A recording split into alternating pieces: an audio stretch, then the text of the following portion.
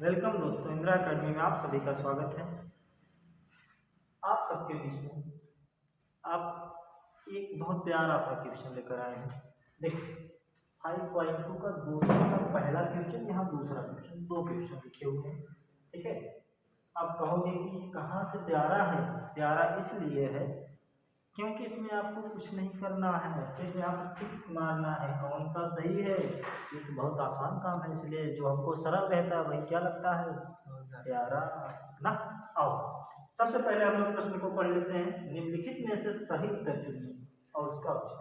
चलो आओ हम लोग सही उत्तर चुनते हैं। सबसे पहले पहले प्रश्न को पढ़ते हैं। इसमें दिया हुआ है AP 7,4,4 sorry 10,7,4 dot dot dot का 30वां पद है। ठीक है, आपको इसके पहले हमने बताया जो पद निकालने के लिए बोला जाए उसके पहले, ठीक है, उसके पहले 30 बोला है, क्या 29 लेंगे, क्या लेंगे 29 से D में गुणा करेंगे, उसके बाद जो आएगा A में जोड़ेंगे, वही आपका आंसर। ठीक है, ये तरीका होगा। क्या आपको A 30 ज्ञात करना है। सबसे पहले देखो इस सारणी में क्या क्या दिया हुआ है। A का मान कितना होगा, 10 होगा। D का मान, देखो D का मान हम लोग दूसरे पद में से पहले पद को घटा देते हैं, तो 7 माइनस 10। D बराबर क्या आएगा, 10 में 7 घटाएंगे 3 आएगा, वो भी माइनस का। ठीक है, ये हो गया D। ठीक है, अब देखो इसके लिए हमको सिर्फ और D की जरूरत ही है ना। और निकालते हैं। A 30 निकालना है, A प्लस 29D ना। A 30 का मान कहाँ है मुझे निकालना है आपको जी। चलो A का मान 10 प्लस 29 पूरे माइनस 3 D के समान। ठीक है, देखो 10 नोट करेंगे, प्लस 9 3 27, यहाँ प्लस माइनस माइनस 9 3 27 को 7 हासिल 2 3 दूनी 6 6 2 8। ठीक है, देखो 87 में 10 घटाएंगे 77, वो भी किसमें माइनस का। ये ऑप्शन कहीं मिल रहा है, बिल्कुल हाँ, इतना बड़ा संख्या माइनस 77 आपका आंसर सही है ना। देखो ये सही हो गया। आगे हम लोग एक चीज और कर लेते हैं।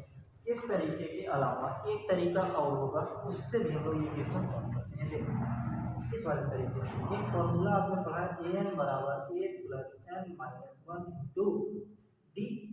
ठीक है, ए कौन सा पद, तीसरा पद, 30 लिखेंगे, बराबर a का मान कितना है 10 है, 10 लिखेंगे, प्लस n का मान कितना है 30 है, तीसरा पद 30 माइनस 3, डी का मान कितना है माइनस का 3। चलो ये 30 निकालना है, 10 30 में से 1 घटाएंगे 29, 29 का माइनस 3 में गुणा करेंगे। अभी देखो हम तुरंत गुणा किए हैं, क्या आया है 87। ठीक है, घटाएंगे क्या आएगा माइनस का।